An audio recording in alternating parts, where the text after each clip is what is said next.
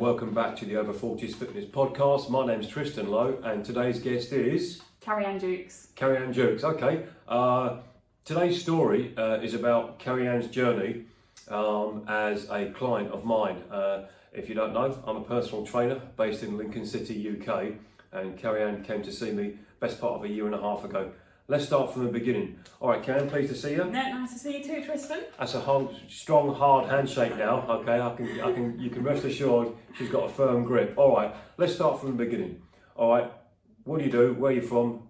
Tell us. Yeah, so I'm Carrianne from Ecom1. We are an e-commerce growth agency in the city centre of Lincoln, and we help online brands effectively make more money online with SEO, PPC, digital PR, and CVO as well. I heard loads of letters and I heard loads of abbreviation letters. That's marketing. All right, what does that mean? It means more visibility online to your customers to get more money to sell to them your products effectively. And this is everything online, yeah? Yeah. And the Ecom one, all right, okay, so full transparency.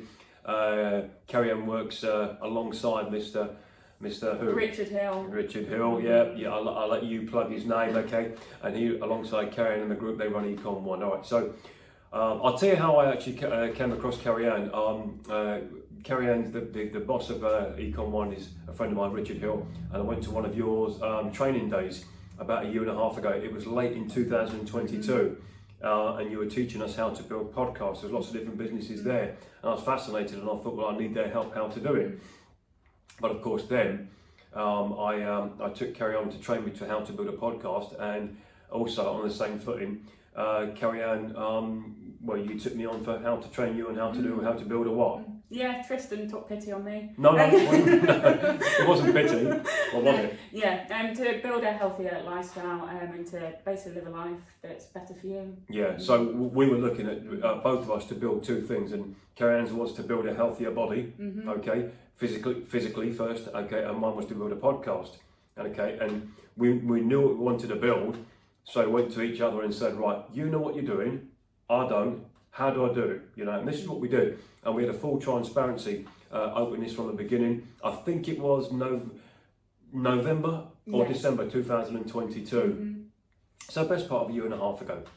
Okay, we're going to start body-wise from the beginning. Okay. All right. Okay. Tell our viewers about the consultation you had. Yeah, so I came in to good condition in Lincoln, very good location. And yeah, Tristan weighed me. I weighed 16.5 stone, so I think that was about 105 kilograms. Is that right? Yeah. Yep. Yeah, and my body fat was probably about 55%. And my internal fat was about 8, I think. So I think that's always been relatively... That's the visceral fat, your organ fat, okay. So yeah.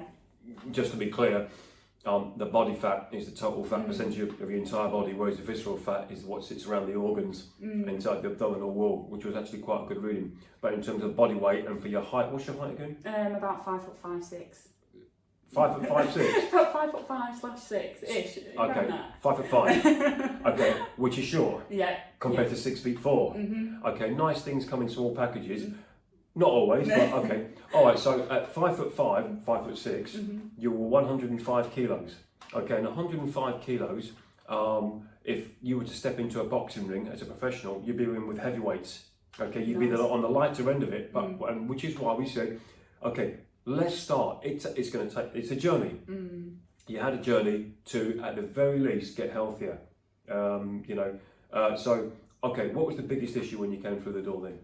The biggest issue for me, I think, was I wasn't living a life that I wanted to live because I wanted to be more active, but I was very unhealthy and very physically not very fit. Yeah. So a lot of it was a confidence thing for me that I wanted to sort of build on. Yeah.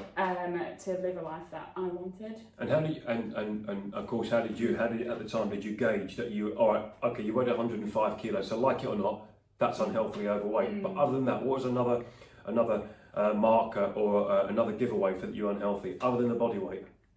So when we did our sort of first session, obviously we weren't on the treadmill, And then I almost fainted just by doing like an incline walk, which Yeah. for like I think I was like 26 at the time, Mhm. is ridiculous. Obviously, you're supposed to be in your prime when you're much younger. Yeah. And the fact that I couldn't even do like an incline walk at a challenge to my body it really shocked me. Yeah. I think that's what really started it. Even though obviously I knew I needed to lose weight because I was unhealthy, my weight was obviously far too high. Yeah. But actually, physically, my body not being able to do something that's so simple is just wasn't good. Yeah. It wasn't. Carrianne wasn't running on a treadmill. We were just doing like a walk, an incline walk. You know, sort of treadmill was up at, I don't know, 25, 30 degrees, whatever it was. And I do remember. And the reason that happens is not just because your muscles, ligaments and tendons and cardiovascular system weren't conditioned. Quite often it's the nervous system that isn't used to stresses like that. Yeah. That's why some people may feel unwell on their first day, which is not what we're looking for. But it was actually a rude awakening as well. And because you recovered from it, I do remember you had to get your legs, you had to get you on the floor in like a quick recovery position to get the oxygen back to the head and put your feet in the air. Okay. And actually, I've seen that before. Fortunately, not too often. Yeah. All right. So, okay. You're thinking to yourself, right? What are the? We talked about during the consultation. I talked with you about the barriers to entry or the barriers to the journey of becoming physically fitter, and that's strength, cardiovascular fitness, flexibility, mobility, better sleep, better nutrition, less body weight, less body fat, upper respiratory circuit, everything, all the elements of fitness. There are so many barriers to either starting or continuing that journey. And I've seen that as a trainer with some clients, and again, fortunately not always. Okay, and we talked about the barriers. Can you remember the barriers that I said that you may or may come across as a person, as yourself, or elsewhere? Yeah, so I think the people you're surrounded yourself with is a huge one. Not knowing where to start, so a lot of like lack of information. Yeah. I think ultimately as well, it is your biggest barrier for sure. All the excuses that you give to not prioritise yourself is the reason ultimately. But obviously money's a barrier as well. I think the lack of correct information out there. There's a lot of marketing information out there, but not actually true, genuine, authentic advice. Since obviously working with you, that like my mindset and the way I think about food and exercise has completely changed.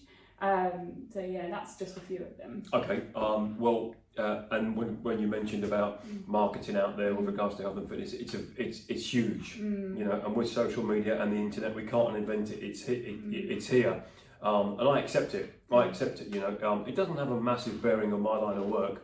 If anything, it's a learning for what not to do. I've always explained to our clients, male or female, young or old, we're not a slimming club. We're not part of any women only or men only Weight Watchers thing like that. Okay, there's a place and a time. There's a time and a place for that. Ours is to educate our clients and guide them, teach them into a form of self-discipline or a form of what do you call it in your era? Now you have to remember, you're 27? 27, yeah. 27, 53. I call it self-discipline, okay? And you call it what? Empowerment.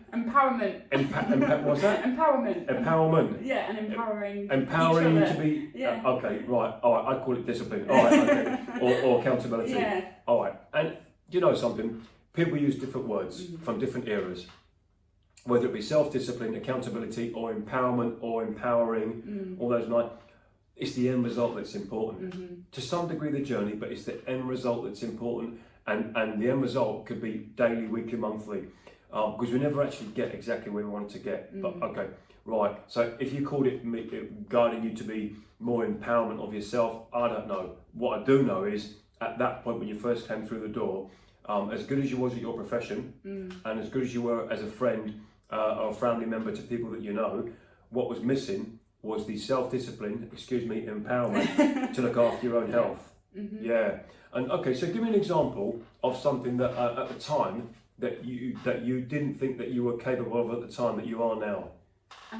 Probably running is a huge one. Like if you'd have said back then that I would be publicly running outside, I would have said you're laughing. Yeah, publicly. Yeah. You're outdoors. Yeah, outdoors. Outdoors, yeah. I used to say I hated running. Yeah. But yeah, now I did a 10k, Lincoln 10k, and I was really impressed with my time. And I didn't stop once. Right. That was my sort of goal with it. I wasn't that bothered on the time. Yeah. Even though I wanted to get lower than 110. What was your time? 1:08.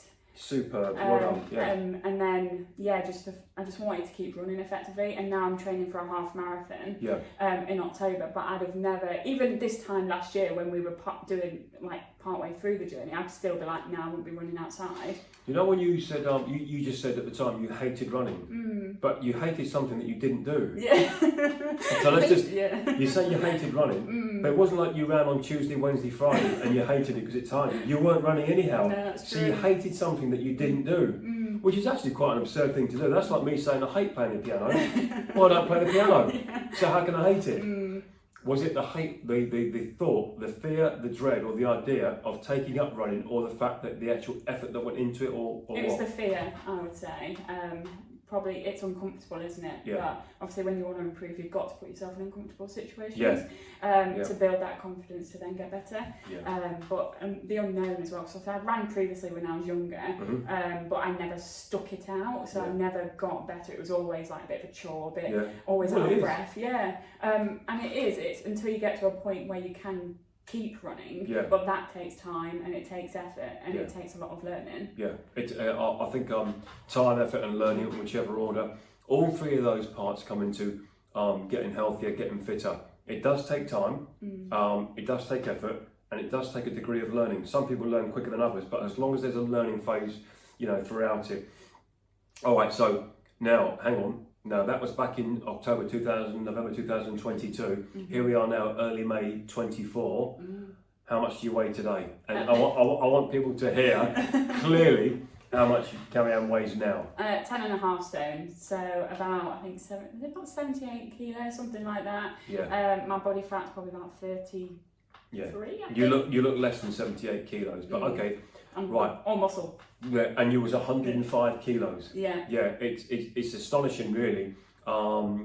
It's not surprising because you put the hard work, time, and effort into it, but the physical transformation, and I think it's probably less of a shock to me because I was seeing you every week.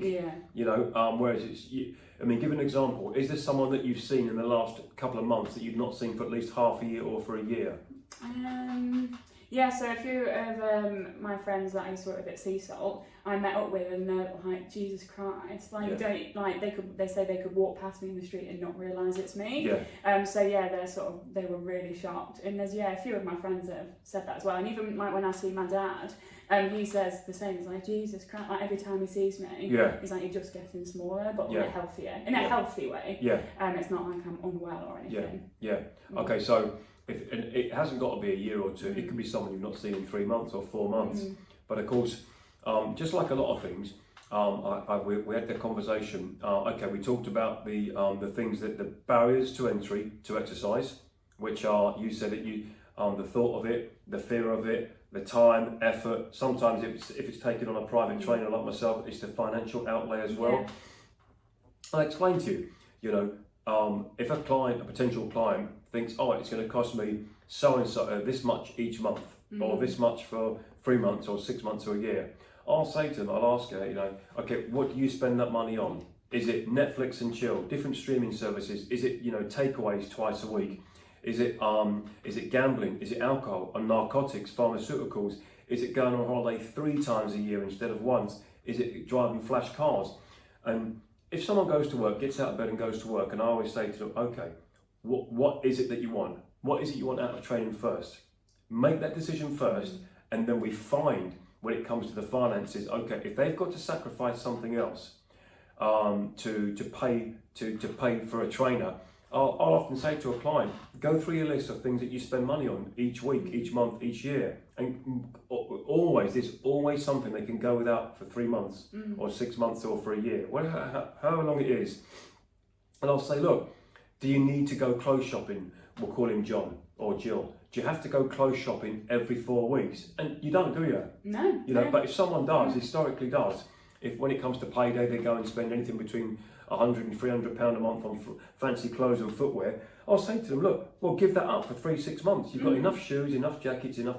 So something like that, you know, you think about it. There's always something financially that a potential client can offset to pay for their training, whereas some clients don't have to. They've got enough financial resources to not have offset anything. Now, that's barriers to starting. Now, when it comes to barriers to when you're training, again, I explained to you from my experience that enough, I've seen it and heard it enough for me to notice it is actually a thing where someone other than the client, okay, and the trainer outside of our centre, it could be a work colleague, a friend, a family member, a next door neighbour, or someone on social media that isn't happy about an individual getting healthy and fit. I'll explain that to you. Why do you think that is? I think obviously if somebody's not happy for you getting healthy and fit, that's a problem that they have within themselves. Yeah. I think if you obviously truly love or like someone, you want them to be the best version and you want them to be healthy and have a long life and have a life that they want to live. I think sometimes obviously you tend to surround yourself with people that are similar to you. Okay, give an example of that. So, for example, I used to drink a lot. What, water? I drink a lot of water. What's wrong with drinking water and a cup of Earl Grey tea? Yeah, so Let's be specific. I used to drink a lot of alcohol with like my friends, and we'd always go out and it'd be drinking is what we were doing. That would be our social aspect. Yeah. But now, for example, we go out and we do a lot more healthier things. So we've all benefited from everyone like getting healthier. Yeah. But the people that are still going out drinking a lot of alcohol, I've naturally just shied away from because that's not what I want to do in my spare time. Yeah. Because obviously it's full of calories. It's also writes you off for the day after, which is the thing that I hate. That's the one thing no one likes. That. No, it's awful. And obviously you can go out and you can have a non-alcoholic drink and still have a really good time. I've done that so many times. Yeah. Because there's like I haven't cut like my life out, if that makes sense, because I think a lot of people think when you get healthy you've got to stay indoors and all you do is exercise. You have to, no. No, I socialise all the time, go out for food and go out, still get drink, but I do it in a much more balanced, healthier way. That's something that is more, that I think is more sustainable. I agree. It's not to say, crikey, I mean, I had a couple of weeks ago, I had a gin and tonic, it tastes nice, you know, winter, I have a pint of Guinness. It's okay for us to go out and enjoy a drink or meal with friends, even if it is alcoholic, alcohol drink and non-alcoholic. I actually don't like the taste of non-alcohol drinks, as in alcohol-free beers and lagers. I don't get it. I'd rather just have a normal Guinness. Okay, that's like ordering a steak and saying to the chef, "Can you take out all the protein and vitamins and fat, please?" Oh, that's not. And then, no, you wouldn't. But I do get it. But if that's what it took, Carrianne, for you to actually start the inertia of still having a social life. But it doesn't mean that your social life isn't as good. You've enhanced it. Yeah. Now, you mentioned about that there are certain groups of people that at this moment in time, you know, not indefinitely, that you spend less time around with for the moment because their focus is on getting drunk, which is fine for them. Yeah. Okay, going out, getting drunk, partying, and what have you. And again, that's not to say, especially when you're in your 20s, to not do it. It's just do less of it. Yes. And because doing less of it you can sustain. To do it zero is hard to sustain. Okay, I've heard of people that do that, they go completely teetotal for the rest of their life. That's not the norm.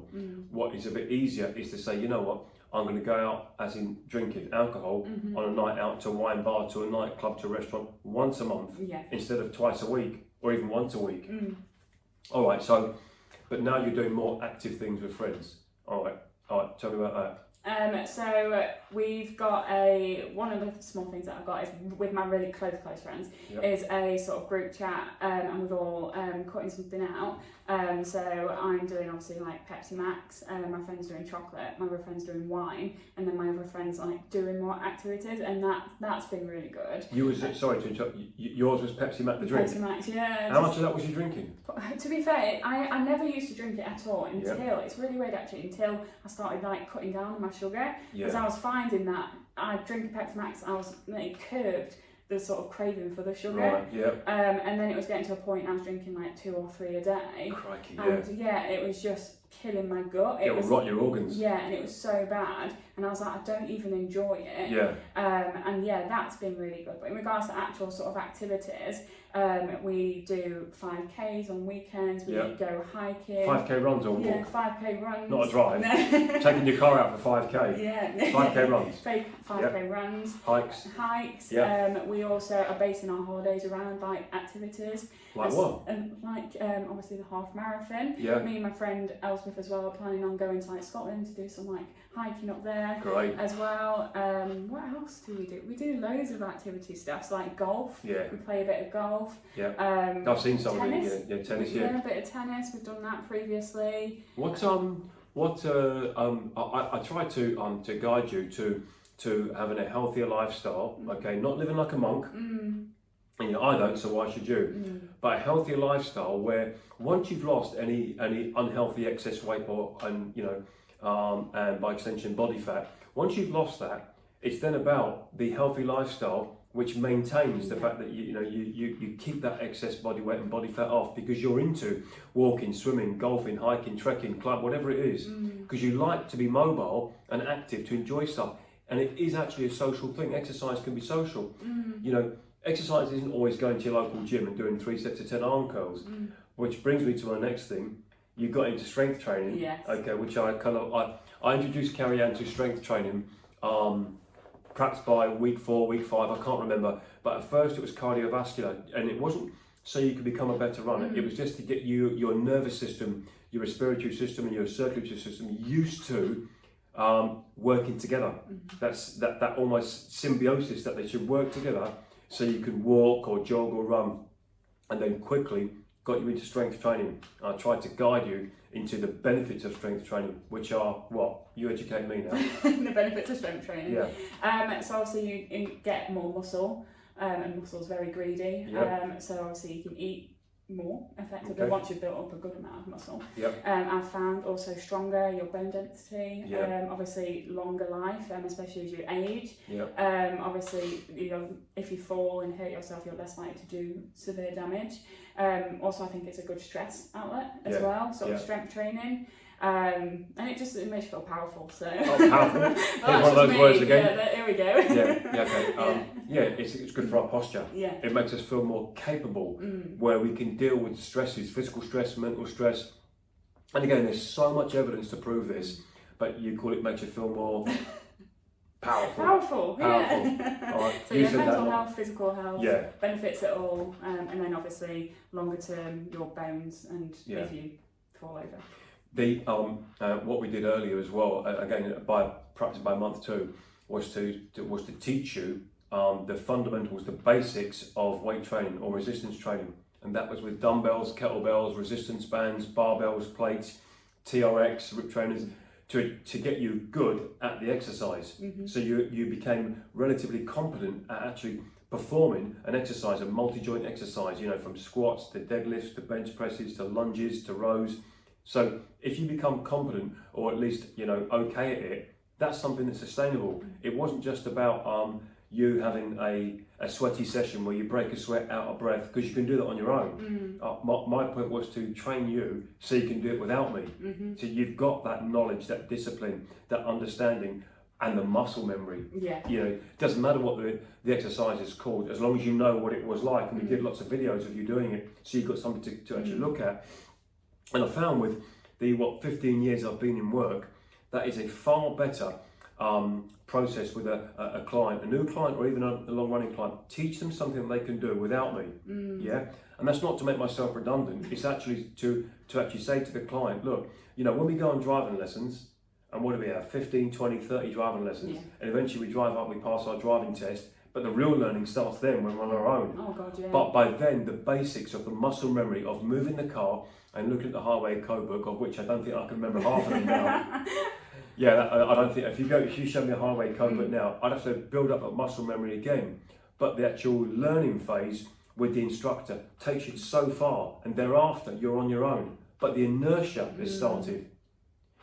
What's interesting as well is that you actually you got some of your friends into exercise as well. Yes. And was most of your friends not into fitness and health, or what?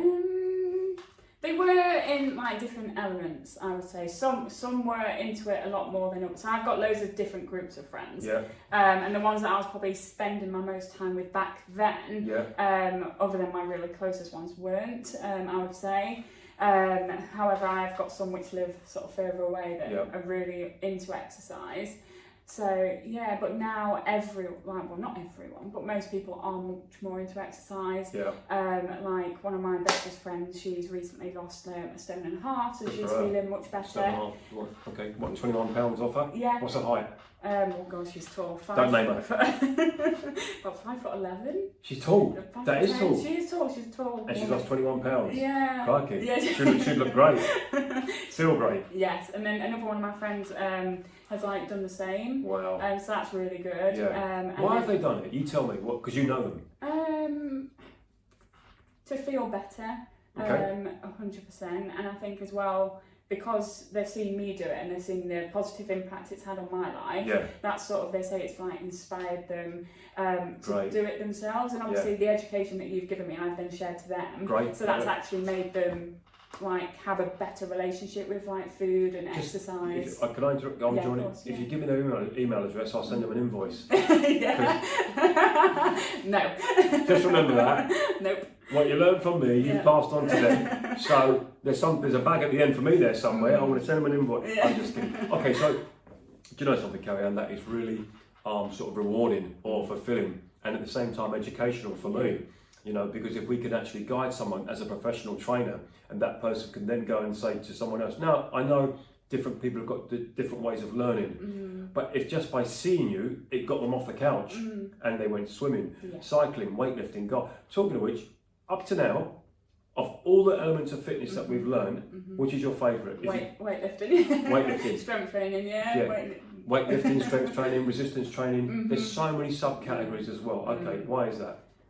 Why more than swimming and running and cycling and? Running is a close second now, actually, which is very surprising. But I think it's the constant, like obviously they're all increasing in challenge, but you see your weight increase like week by week that you sort of can lift. The actual weight that you're moving? Yeah, the weight that you're moving, not your physical weight. Okay. So you can see yourself physically, obviously getting stronger. But I think it's the mental strength that it gives you, weightlifting. I think that's what I found is weightlifting for me personally has been much better than sort of other exercises. Probably because I like challenges and constantly improving, and that's a sort of activity that you can see the improvement. Sure. Yeah. Similar to running, you can see the increase in speed or the further distance. Excellent. So that keeps you going. You've got a tangible feedback, visual feedback. You know, thoughts, feelings. The visuals, the actual resistance. If 1 week you could only press a 5 plate or a 5 kilo dumbbell, and by week 6, 7, 8, you're pressing a 7, 8 kilo dumbbell with same range of movement and same quality technique, that is beyond a shadow of a doubt, that's an improvement. Yeah. Now, some people call those newbie gains, or the proper term for it is adaptations. Your body went through an adaptation. Your body started to adapt to the physical stresses of weight training or resistance training. And the way it adapts is through sleep, hydration, nutrition, active rest. Okay, all of those three things, probably more so at the moment, sleep and nutrition. But it's interesting how women nowadays, certainly ones that I've trained or come into contact with, are far more interested in resistance training than there was even down to 10 years ago. Really? I wonder why that is. Well, because they see more stuff on the internet. Oh, okay. They see women that have physically got good physiques to look at, and it's not just because they've drunk a magic drink or taken pills or potions, which I'm happy to explain that I never actually got you into as well. No, that's true. You know, I said you don't need exotic drinks. You know, I always explain to clients there's no need for fancy drinks and potions and pills. What you start with is good sleep, good nutrition, and consistently moderate exercise. I think, that's what surprised me. I think there's a lot out there, isn't it, about protein supplements and stuff. So it's like, you need to have protein supplements to like lose weight and build muscle. But like you said, I asked you about that and you were like, no, you don't need that. You don't. You want to get your protein from like proper food, and it's the quality of food that you need to sort of focus on to feel better. So I have obviously improved my muscle mass, but also lost the body fat from eating proper food and not buying into protein supplements and factory processed foods. That was something that was really surprising, because all over social media it's like protein this, protein Yeah. that, supplements, Fancy drinks. Yeah, exactly, and all that sort of rubbish. Yeah. But you really stripped it back in a simpler way, but basics, but actually what works for like the human body. It's okay to use supplements, okay, but my way of looking at it is, if I take on a new client that is overweight, unhealthily overweight, I'll say, look, protein drinks and fancy drinks, okay, you can either run out of patience with them, they can run out of fashion because there's a new one that comes in the following week that looks shinier, better packaging, or they have a celebrity endorse it. Okay, you can come to that, but there's no protein drink that you drink it, or fancy drink, that's going to strip away body fat. All things like these fat burners and whatnot, they're essentially made in factories using chemicals and The best way to start is to cut sugar out of your diet, mostly sugar, Pepsi Max. Cut certain fatty foods out. Cut out eating in between eating. People call it snacks, and I say it's eating in between eating, because people will have their breakfast or afternoon meal or evening meal, but they eat in between. So they're eating in between eating. Cut that out. Get more sleep. Get more mobile. If you work in an office, get up and move. So the first thing is to do is to get rid of what we don't want. Clear away what we don't want. You can always supplement later on in your training career or your fitness journey. But the first thing to do is to find out is process of elimination. Let's sleep better, move often, hydrate properly, and if at some time, remember, it's in the name, it's a supplement. It's not what we call an MRP, a meal replacement, because that's something a lot of new people to exercise start doing as well. They go from supplements, and they might even go to meal replacements, so they start buying packets of powder and food that isn't actually food. I've done that before, like Slim Fast and stuff like that, and it's just rubbish. And I know people that, like say, do meal replacements like that, and they just don't stick at it. No, they don't. It's not sustainable. But what is sustainable is movement, and actually saying to yourself, okay, today I'm going to do resistance training. Tomorrow I might go for a walk. On Saturday I might go for a swim. And I also explained to you as well, there'll be times in your fitness journey where you can become despondent about something. We've all done it. There's always a part of fitness that we might get bored over with. It could be the actual exercise, the place we do it, who we train with, So I always say, or educate yourself into another form of sports or fitness, which is why I got you swimming as well. Tell us about when you started swimming. Did you do that and just find yourself at the bottom? Float. I didn't float. What's the other one? Sink. Sink. What's the other one? Sink. So you got me swimming, doing a 12-minute. What was it called? Swim test. Oh yeah. Now, when Carrianne took up swimming, we talked about what's called the Cooper test. That was it. In our line of work, the Cooper test is essentially a cardiovascular test that can be done on the road, on a treadmill, on a bike. But in your case, it was in the pool. So we swim for 12 minutes. Okay, as fast as we can, as many lengths as we can. We measure the pool, 20 meters, 25 meters. Or Olympic pool, which is 50. What was the length of the pool you used? 25 metres. Can you remember how many metres you swam in 12 minutes on your first go? Roughly. Oh God, I can't remember. I think I increased it by like 1 metre over the month, but 1 length. 1 length. Yeah. Okay, so 25 metres. So I think, was it 10? 10 lengths. It could have been 10, and then I think I went to 11 by the end of the month. That's great. So if it took you another 3 months to get to where you could swim 12 lengths in the 12 minutes. Not only are you cardiovascular fitter, but at some point your technique gets better. I think it was more my technique was just not good enough, because I was just not. I just kept breathing in water. Well, actually, but so the swimming was to actually say to you, okay, there is another alternative to going to your local gym or coming to your trainer. And the reason I put that in was not just to get you fitter quicker, but was to at some point, it could be this year, next year, year after, where you think, you know what, I'm going to have a month off weight training, but what can I do? What you don't do is Netflix and chill for 4 weeks, because you're going to start eating, continue consuming the calories that you normally put before you're 97 pounds heavier. All right, what do you think is the worst part, if there is, of getting fit and healthy? So the worst part is probably getting started, I would say. But I personally think the hardest part for me now is probably now, which is the sort of maintaining. I think when you're losing weight, it's obviously motivate. I think motivation obviously runs out. It's obviously the discipline and the consistency. But now, obviously, I'm at a much healthier weight. This has probably been, for me personally, the hardest part in regards to nutrition. So that's why I think you've really stressed the importance of doing new exercises, challenging yourself, and having something to constantly challenge yourself with. To keep focused. Obviously all the sort of year and a half that we've worked together, instilling the sort of psychology into me, to keep it going as it's a lifestyle, it's not a quick fix. Yeah, right. But yeah, I'd say the hardest part was just walking in the door, for sure, at the start. It can be very daunting. Yeah, very daunting. You know, to join in there, when a potential client comes to see a trainer, we have to remember you're in the trainer's environment. Us as trainers and personal trainers and sports massage therapists, excuse me, but we're talking about PTs at the moment. We're in our environment. Our environment isn't just the room that we're in or the building that we're in. The subject matter is our environment as well. Yeah. We do it with our eyes closed, and quite often personal trainers come from a fitness background of sports as well. So they would be doing sports and fitness even if they wasn't being paid for it. Yeah. It's just like breathing to us. In the same way that when it came to you to how to build a podcast, I know what I wanted to do and how to make it look. I just didn't know what I was doing.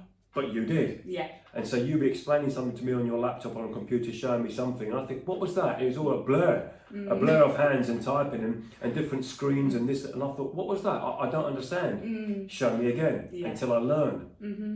So starting can be daunting. Yes. And okay, I understand that it's daunting for a client to start with, and more often than not, the clients that have got a certain degree of weight loss, that's the daunting part. Yeah. More so than a client who's got a shoulder injury or a weak back. Yeah. They know it's going to take effort and time to correct those injuries and get stronger. But when it comes to weight loss, why do you think that's even more daunting?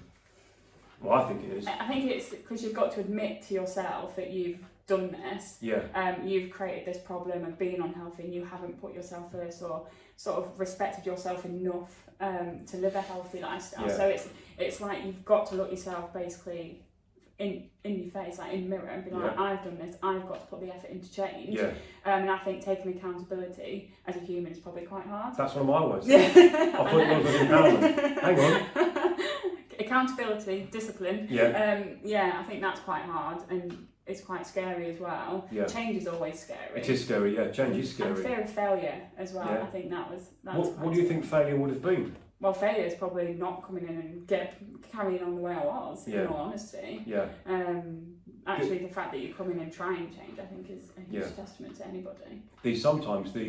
More often than not, I should say, the discomfort of starting training with or without a trainer, the discomfort of starting. Okay, there's more discomfort in the consequences of not doing it. Yeah, it's true. Because what I always think is, when I train myself, it's let's say 45 minutes of strength training.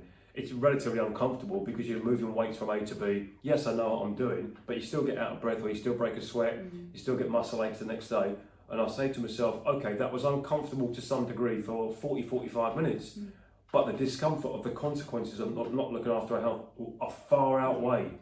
So why is it then the norm that in today's society, people don't exercise and look after themselves? When they know the consequences, because the consequences are there in front of them. Yeah, I think it has become probably more normalised to be unhealthy. And people are probably seeing a lot on social media and just, I don't know, it's just sort of like acceptance, isn't it, of like what's around them sort of thing. Yeah. I think education's a huge thing. I think there's a lot of misinformation out there. There is, yeah. I think with my generation as well, we're probably a lot softer. And hang on. Just repeat that. One softer. second. Your generation is softer. Yeah, softer. Be specific on that. It's a bit I like. Yeah, Tristan's interested now. I think my generation is very much about inclusivity, celebrating people for who they are, no matter sort of their size, which I agree, like in a sense of like self-esteem obviously is very important for people. But we've had this conversation, and I just want to be clear. When Carrianne uses those phrases and words, I fully understand what you mean. Yeah. When you talk about you say celebrating people for what they are. Okay, and my part of that discussion always goes back to, why should anyone celebrate somebody else's poor health? Because that as not just a trainer, but me as a person, it's incumbent upon our friends and family to want us to be healthy. But so why should we celebrate poor health? Yeah. Explain to me. You never should. You shouldn't. You should never. But they do. Give me an example of when they do that. So I think there's a lot of even fitness influencers out there which are unhealthily sort of overweight, and they are sort of celebrated. But obviously they're into fitness, which is obviously very good. That's good, yeah. But as well, there's also like models which are very unhealthy. That's the opposite end. Yeah. No. Okay, unhealthy. Yeah, overweight models. Yeah, overweight. But modelling what? Like clothes and stuff like that. Why do you think the companies, the marketing and the manufacturers and the company advertise unhealthily overweight models? And often it's women, okay? But there are men that do it as well, but they're not called models, are they? They're just called dads or dad models. Why do you think they do that? To appeal to the market, because obviously the body size of a woman has increased, so they're trying to obviously sell more products. Exactly. And so obviously they're obviously representing all women, which every woman should be represented, but for their own better health, in a sense. But whereas a lot of businesses obviously just do it to make money. Yeah, because the whole point of these businesses that sell clothes and products is to make money. I'm fully happy with capitalism. They've essentially read the room. They look at the area, the country, the area. Did you know that certain areas, TV screens in certain parts of the country, they have more of certain ads depending on the area that they're based in. So in low income, historically areas of high teenage pregnancy, high drug abuse, alcohol, unemployment, they know to actually put on their TV screens more adverts for processed food, junk food, alcohol, anything that is not healthy. Okay, and I understand that's marketing. They're marketing to the area that they're in. Now that is not the same though, not exactly the same as championing or celebrating poor health though. Because when you mentioned that about would you call it inclusivity? Okay, right. So so you talked about how everyone should have a voice. Everyone should be visual. Yeah. Absolutely fine. I agree with that as well. However, it's not but, it's however. What they shouldn't do is champion poor health. Yeah. You know, if you've got someone that's missing 3 front teeth, and they come into work on Monday where you work, or one of your friends, and they come in, they're missing 3 front teeth, would you say something? Yeah. Okay. Yeah. Where's your teeth? Let's just say, you know, my friend John, your friend Jill, made up names. My friend John falls over on Saturday, he's playing football, and he falls over and knocks out 2 front teeth because he's playing on concrete. All right. He comes into work on Monday or Tuesday, and there's 2 front teeth missing. We'd all be crowding around John saying, "How did it happen? What can we? What do we do? How do we?" And we know that he's booked in to see a specialist. Right.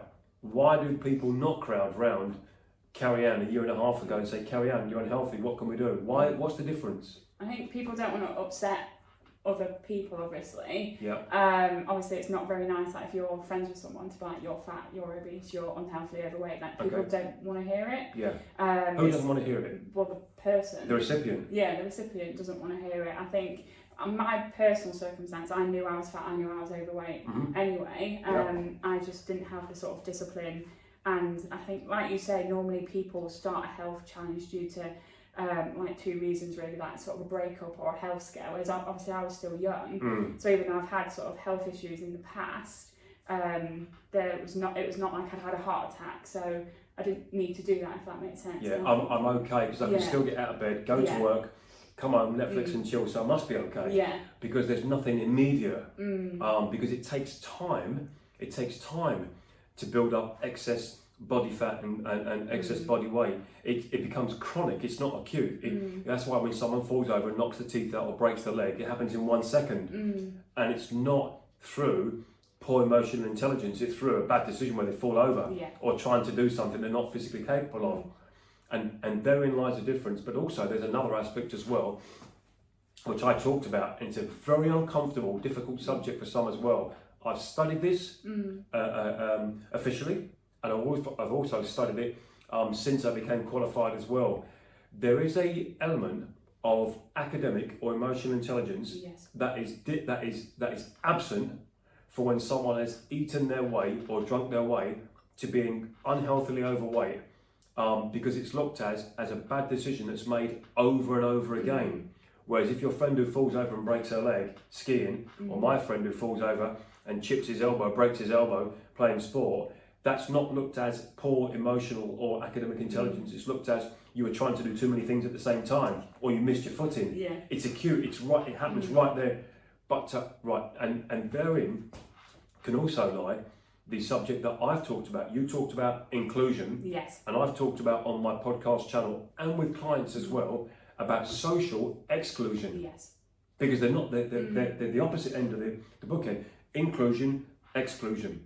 All right, so now what have you heard me talk about when we talk about social exclusion when it comes to our bodies? Our bodies. So I think job's a huge one. Okay. So obviously if two people go for the same job, then obviously they tend to employ the healthier sort of looking person, even though if all the credentials are the same and the experience is still the same. Also... Okay. I think it's incumbent upon the employer to do that. If they've got two people going for the job and everything else is the same, you know, when they can start their academic qualifications, they're both funny in the interview, they both answer all the questions, so they would be the right fit. If they've got to choose one, in my opinion as a professional, they should employ the one that at the very least, if they can't pick any other reason, the one that is visibly healthy, okay? The eye test. Yeah. You only interview for half an hour, for an hour. All right. So on the social exclusion side, if someone didn't get that job, if John or Jill didn't get that job and they go for a job interview elsewhere a week later and didn't get that job again, and everything else is equal with the other applicants, it must be down to the individual who's unhealthily overweight, or it could be unhealthily underweight. Yeah, it could look be, like they're malnutritioned, or they could be okay. So at some point, social exclusion can creep into, and yet, in today's society, it is drip-fed and pushed on us the opposite. That poor health, you should be included in everything to a point of distraction. Being unhealthy. There's got to be a meeting point somewhere. Yeah, and dating, that was a huge one. What was that? So obviously depending on how... You weren't dating, you got a boyfriend. No, I was not dating. So yeah, if you're dating people, obviously you're sort of judged on first appearances, especially on, you know, like the apps. Yeah, the apps, or swipe left, right, whatever, up, down. So obviously you could be getting judged for the way that you look and what you are. Effectively, that's how they work. Okay. And the dopamine that they release when you swipe. And how do you know this when you're not dating? How do you know I'm this? secretly dating, I'm going. Just talking to friends. People around me. But yeah, that's a huge one. It is, yeah. There's a lot of us men. Oh, okay. Let's say between the age of 25 to my age, 53. You can have a lot of single men that are out looking for a date, and they can wonder why. They can generally, you know, with the chest out, think, well, hang on, why am I not getting dates, or at the very least attention on these dating apps? Or get this, they get to a date by hook or by crook, but they don't get a second date with the fine-looking woman. And so why is that? And eventually that guy's got to think to himself, well, if I'm not even getting swipes, I'm not even getting the likes to go on a date, there's a reason why. If they've subscribed to that dating channel, that dating app, like everyone else, and paid their £1 a day, you know, all expensive, you know, How do you know that, Tristan? then at some point, then John has to say to himself, okay, I'm not getting these dates, I'm not even getting the requests or the likes because my profile's poor. Well, they can write a nice profile, they can even get with their friends to spell check it, right? It's the picture. Yeah. And if a woman who can pick and choose who she goes on a date with, and same thing, the guy can pick and choose, if they are not going to pick the person who looks visibly unhealthy in the photos, why would they? Yeah. That's true. You wouldn't want to surround yourself with, you wouldn't want to risk, would you, like being with somebody that's unhealthy because you don't want that rubbing off on you, for sure. And I think as well, like men are more visual creatures anyway, so they go off that, whereas... That's a far longer subject. That's a discussion that could take nine days, okay? We'll come to that another day. You're right, by the way, but okay, but moving on. Whereas women are obviously more emotional. So that's obviously probably plays a part, and I think obviously that's probably why there's a lot more pressure on women to probably look a certain way as well. When you say look a certain way, explain. Just like healthier, like probably more done up, so like hair, nails, Yeah. makeup. Yeah, it's called Yeah. hundreds and thousands Yeah, of years of pounds, biology yeah. and physiology. Yeah. What do you call it again? Empowerment. Empowerment. Yeah. I call it biology, Yeah. physiology, Yeah. self-awareness, Mhm. self-respect and accountability, and you call it Empowerment. empowerment. Yeah, Okay, I right. like it. I get that. Yeah. I do get it. All right. Okay, so when you say that, there's a pressure on single women who are looking to go on dates to look good, Yeah. nice hair, nice teeth, nice nails, good figure. Mm. Why is it then, if you go and turn on terrestrial TV adverts and things like YouTube and whatnot, they keep showing physically unhealthy looking women prance around in front of the camera advertising stuff? Why do they keep doing that? We go back to it again. You call it what? Empowerment. No, the people that are, you're in. Oh, Inclusivity. Yeah. I call it money and Yeah. marketing and capitalism. Yeah. Everybody's a winner until they're not. Yeah. Yeah, okay. All right. We've had 101 conversations. You know, too many. Well, okay, yeah. As client and trainer, as Carrianne and Tristan, in whichever way. We've had 101 conversations. We've had blood, sweat, not many tears. No, we haven't I think once there's been a little tear, probably from me. Yeah.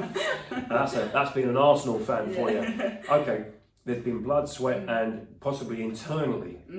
But you tell me. Yeah, I think there has been times where I felt very sort of lost. Yeah. I think throughout that journey as well, because I think to be sort of successful in weight loss and keep lifestyle, you sort of got to create a new identity. If that makes sense. Of, yeah. Yeah, so obviously you sort of change your sort of whole lifestyle, and I think I personally used food as comfort as well. So having to deal with that and those emotions that come from that. Well, what sort of food? Because I like food. Yeah. Cake. Cake. Alcohol. Like birthdays. Yeah, just chocolate. I think. I like chocolate. Yeah. So I obviously, if I was sad or stressed, I used to eat my feelings effectively. Eat your feelings. But then you felt worse afterwards anyway. Yeah. So it was like a never-ending cycle. Yeah. For sure. So yeah, it's quite hard when you can't bury how you actually feel with food, and you've actually got to deal with them in like a healthier way. And I think that's why exercise has been so good for that, as that stress relief opposed to food. That's the norm. Yeah. You know, people, they call it comfort eating. Yeah. And would you call it eating your feelings? So hang on. Since the day of the inception of man and woman, we call it comfort eating, but it's now known as what? Eating your feelings. Eating your feelings. Okay, so back to feelings again. It's the feelings. I know it's the feelings. All right, not then. them. I get it. Yeah. I get it. You're just using different words, Yeah. okay? But the end result is the same again. Yes. All right. Okay. There's when we talk about internal anguish, internal fears and whatnot, and you said about changing your identity. Well, that's a matter of opinion, or what's a matter of a fact is the physiology has changed. Yeah. Because changing your identity, unless you change your name, your teeth and your fingernails, you haven't. You may change your career. Yeah. You may change what your favourite dress, what car you drive. You could even change your name. Yeah. And there's other stuff you can change, but that's not my field. I can't help We're with not that. going for that, yeah. Right. But all those are based on, do I feel like it or not? What is a fact, a physiological fact, is that you change your body's physiology. Yeah, your teeth are still the same, your fingernails are, but you're stronger, lighter, more flexible, you've got better mobility, your cardiovascular fitness, your musculoskeletal strength, your respiratory, your organs are better, your visceral fat's lower. Okay, so that's fact. Yeah. Everything else is opinion. Or feelings, yeah. Okay. Facts and feelings, Yeah. okay. There is a meeting point. There's symbiosis somewhere. Leaning more towards fact. Okay, I'm just kidding. No, I fully understand it. And actually, we've got to be, as trainers, we've got to be malleable. You know, you're one of the youngest people that I've trained in the last few years, at 25, 26, whatever you was when you started. Most of my clients are 40 and above, and I can always learn something from them. But actually, I will say, I've learned something from Carrianne, who's half my age. And are you a millennial? I'm on the cusp. What, as in, if you were any older, you wouldn't be? If I was any younger, I'd be a Gen Z? Gen Z? Yeah. Okay, so but I'm just a millennial. So what's a Gen Z then? What's the age bracket? Like, just below me, so literally like 26 below. Oh, I see, right, okay. So if you were a year younger, you'd be a Gen Z. Yeah. So you're at the bottom end of millennial. Yeah. You're not even at the top of it. No. You're at the bottom end of that. I'm youth. Okay. there is different ways of doing things. There's different approaches. There's different ideas, ideologies, and feelings. The one thing that remains constant, whether you're born in the 70s, 80s, 90s, 2000s, or noughts, whatever they call it, the one thing that remains constant in the fact is physiology. Yeah. Yeah, that's one thing that we can't pretend doesn't exist or we don't have feelings for. There's wiggle room for everything else, you know, in getting healthy. But if you're eating too many calories and not burning enough calories off, what happens? You put on weight. We're back to physiology. Yeah. You put on weight. Yeah. If you reduce your calories and burn more calories, what happens? You lose weight. Eventually you lose some body weight, water, hydration, even body fat. And that gets down to ones and zeros, the math. I would say you've been an excellent client, someone that I've learned something from myself, not just from you teaching me how to build a podcast, but also you've both taught and reminded me that the younger generation nowadays have actually got, some of the goals are still the same. Yeah. It's how we get there can be slightly different because of the way that they are pressured at work, on television, on social media. There's so many different reasons why I've had to adapt my thought process and my guiding and teaching clients, especially if they come younger. And conversely, you know, I've got clients that are in their 70s, so I have to adapt how I talk with them, how I listen to them as well, and what I can learn from them. So it's actually been a training, a journey for me as well, and it's also taught me as well that just because someone is under the age bracket, certainly on personal training side, from the norm of the clients that I work with, it doesn't mean to say they can't be a client, you know, or even better, it doesn't mean to say you can't be a great client. Yeah. You know, and what is a great client to me? You tell me. Somebody that probably listens to your advice. Okay. maybe not. Or maybe not. Puts in the effort. Yeah. Effort. Is honest. I would say. I think you have to deal until they're not. Until you're not going to improve. Everybody's honest until they're not. Yeah. Somebody that's nice, I think. Kind people. That's deals again. Okay. Oh, hell. Here we go. All right, so that's your, okay, right. What makes a good client for me is someone who learns what we guide them with, and not everything, but something. That there's a particular type of nutrition, exercise, self-accountability and discipline that they can keep and run with and impart onto somebody else as well, and that's exactly what you did. I think that's just as important as the amount of weight that you've lost. Yeah. You've lost what, 7.5 stone? I've lost 6 stone last year, and then 7.5 stone since when I was my biggest weight. Yeah. Okay. Okay. Right. You've lost a lot of weight and a lot of excess body fat as well. But equally important is the fact that you've now got that mindset of, again, you've lost the weight, now stay healthy and get your friends and family and work colleagues into the same. That is an ideal client. An ideal client isn't someone who comes to me and says, I want to be 10 pounds lighter because my friends are getting married. That's actually quite the norm with women, isn't it? That is true. Women that want to lose weight because their friends getting married. Yeah. And I always say, well, you're not getting married. Why? You know? It is true. And why is it they do that? Because they want to look good on the day, feel good on the day. I get it. That is absurd. That a woman client wants to lose weight so she looks good in her friend's wedding photo. Yeah. And I do get it. And if that is what starts them on a healthy journey, now I've learned to accept, right, Jill, right, Jane, that's what that is your reason to start. So what I'm going to do, I'm going to take that ball and run with it and say to Jill and Jane, okay, that's what you walk through the door. Let's start with that then, if that's your reason. But that wedding is soon going to be over. Their friend's big day, hen night and big party, it's over in 3 months' time. That's true. And then what happens after? They just go back to what they were like before. Hopefully not. Yeah, hopefully not. Hopefully they've lost that weight, they've got fit and they've got into boxing, weight training, swimming, cycling, hiking, walking, golfing. They've got into all that and they've made a friend who's into it as well. And therefore, they stay fit and healthy for themselves, for their wedding. Yeah. No mind their friend's wedding. Talking of which, you've got one to go to soon. Yeah. Don't name her. Yeah. Now in a couple of weeks, my friend's getting married. And you are the... I'm a bridesmaid, yeah, so that's very exciting. Yeah. Tell me something. Okay. What if it was a year and a half ago, this same woman was getting married a year and a half ago? Would you have still been a bridesmaid? Are you still that? I hope so. Let's ask her. Yeah, off camera. And what if the wedding was in three weeks from now? But sorry, a year and a half ago, and you'd not started training. I would probably felt more anxious about it, and the confidence obviously wouldn't have been there. but I can still be very happy for her. Yeah. I'm not the type of person that, like obviously that example there, I wouldn't go, I want to lose weight for my friend's wedding. You wouldn't have done anything about it? No, not a wedding wouldn't motivate me, I don't think. For me it was lifestyle, confidence, living a life for me is what motivates me.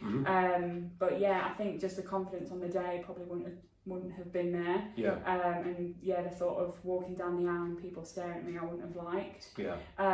Sure. So yeah, that probably would be the difference. But that's not the case. No. Because you did something about it. Yeah, exactly. There's plenty of ways to work with your trainer, to work with our clients, okay? I always call it wiggle room, or being adaptable, or knowing when to change things, knowing when not to actually do something, knowing when to say, you know, we've done enough, let's have a week off, let's Netflix and chill, or whatever it is, you know. So that's really important. That as a client and trainer, we also know when to back off. And that could even be back off as in Tristan, oh, stay away from me for the next 3 weeks. I've got enough on. Or me saying, Carrianne, just give me some breathing room. I've got a lot of people to see. Yeah. You know what? It's been a fantastic journey for me, for my own personal reasons, and hopefully it's been a terrible. No, I'm joking. I think your honesty has been really welcomed. I think it's so needed. The way that you look at things, like you say, matter of fact, I'm very emotional. You're matter of fact, it is what it is, and that's the brutal honesty of it. You're fat, you're obese, you're unhealthy. Now let's do something about it. And that sort of, it's like not tough love, but it's just giving you the sort of education and the truth, hard fact. Because you're always like, do you want me to give you? I can't remember what you used to say, but it was like... do you want me to give you in black and white? Yeah, that was it. Or tickle your belly? Yeah. and put things on feathers. And actually, had you said, you did say, give me to you in black and white, ones and zeros, or butter it up and tickle. If you'd said the latter and said, no, I want you to give me it all feathery, butter it up, tickle my belly, scratch and rub my shoulder and tell me it's all right, then that's fine, because that would have been your answer. Yeah. And I would have thought, okay, right, how do I work with Carrianne based on that? If your feelings and your emotions and your thoughts were so jeopardised and fragile at the time, and they may have been, you may have been well at covering it or dealing with it. If they were, and that's how you wanted me to train you, okay, I would have still trained you, because tough love doesn't always work. Because tough love, you call it tough love, I don't call it tough love, but we call it that for conversation's sake. It doesn't always work. It's something that's championed on TV, again, by military and whatever. That doesn't always work, because what works for someone may not work for someone else. There may be a client, in fact there is, who I have to be a lot softer with. And the reason being, they could be so fragile in their disposition. They may have lost family members. They may have gone through marriage breakups. They may have gone through financial ruin or wreck. They may have gone through family breakups as well. And actually the last thing they want is the whip being cracked and someone, a 6'4" man stood next to them telling them, right, so I change it. As long as that person, John or Jill, who is of that disposition, feels better that day. They feel more flexible, they can breathe better, they can go home and get a good night's sleep. That's what's important for them. And that's not tough love. That's working with them and guiding them. And at one point they can come to me and say, Tristan, I want you to ramp it up now. Then I know we're ready then. And like I said, you make it fun as well, which is very important. It's fun for me, isn't it? Watching people, you know, sweat. So we have an agreement. You lift weights, I watch. Teamwork. So just making it fun, and because exercise is fun. Food is there to fuel you, it's not there to punish you. And that's how you want to see it. And you want to put food in your body that fuels your body so it performs better. Opposed to like some ways you look at it as calorie restriction, because then you're punishing your body, and that's just not sustainable. It's just appreciating, respecting your body and your life in a really healthy way. And you've helped me do that with the sort of mindset, the psychology, and the exercises really behind that as well. Like you say, doing different exercises. So if you ever get bored one day, you've got something else to do. And surround yourself with good people that are interested in health, that have your best interests at heart. If there's a drop-off, if there's a drop-off in exercise, in health and fitness, I try to guide clients course correct quickly. Because if left unchecked, like a lot of things, if you stop eating healthy for a day, no biggie. Stop eating healthy for a week, it may take a week or two to recover. But if you stop eating healthy and stop exercising for a month, that month becomes 5 weeks very quickly. And like a lot of things, if that ship goes off course by 1 or 2 degrees, within a week or two, or a month later, or half a year later, that ship's in a different part of the world where it shouldn't be. And I always say, course correct quick. If you've had a weekend and you've not exercised, not even gone for a walk, you've had some alcohol drinks, gone out with your friends, eating too much food, okay, course correct by Monday. Yeah. Don't wait until the following weekend, because then that starts to compound. And actually, because you've got fit and healthy, that course correction quickly is a lot easier to implement, isn't it? Yeah. I find that with myself. Yeah, it really is.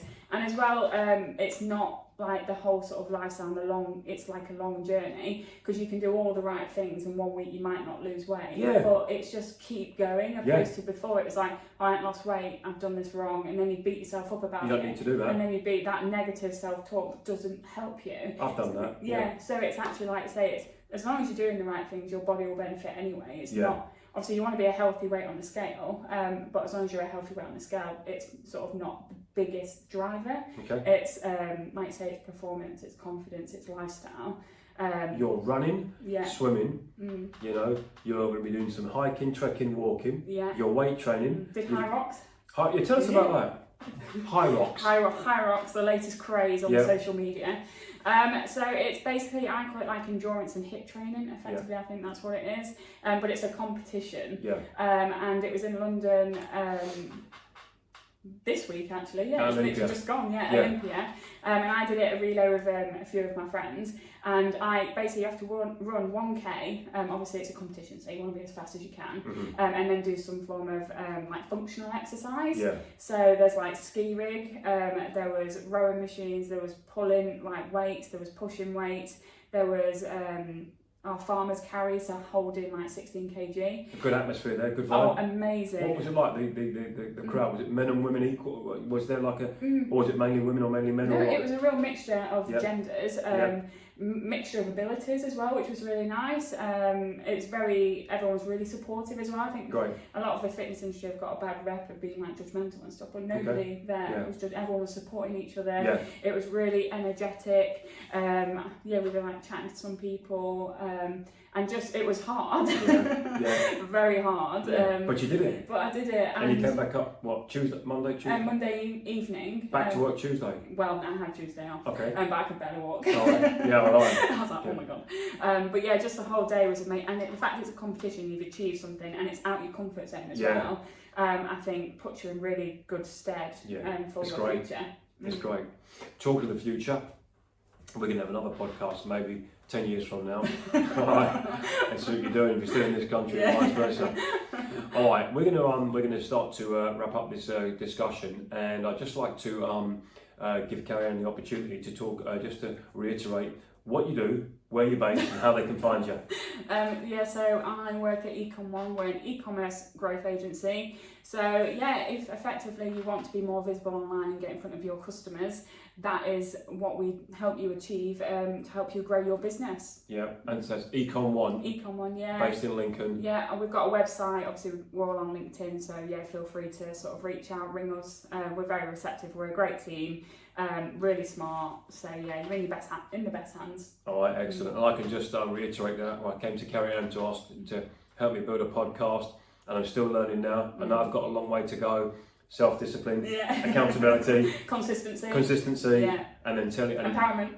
Right. Okay. So I've learned something from Carrianne professionally with regards to how to be a more informed, better trainer. I've learned something from Carrianne how to build the infancy of how to build a social media platform for what I do, and hopefully you've learned at least one thing from me. This is when you say no. When you say no, I've learned 10 things from you. No, I think obviously the results speak for themselves. For sure, I've learned a lot. So how to live a much healthier lifestyle, how to be more confident, how to be a better person as well, and to support people. And just effectively, just be healthier. Effectively in a fun way. See exercise as fun, and just do it for the rest of your life. Whatever we do in our professions, in our private lives or our careers or whatever, it's infinitely always better to handle good stress and bad stress when we're physically fit and healthy. Okay, right, well, my name's Tristan Lowe of the Over 40s Fitness Podcast. You can find us on Amazon Music, Apple Podcasts, Spotify and YouTube. Yeah. And Carrianne at Econ1 digital hang on. E-commerce growth agency is how we brand ourselves. E-commerce growth agency in Lincoln. And come and look for me if you want to get your body in shape, if you want to get your marketing in shape. Yeah. Come and see Carrianne at Econ1. Right.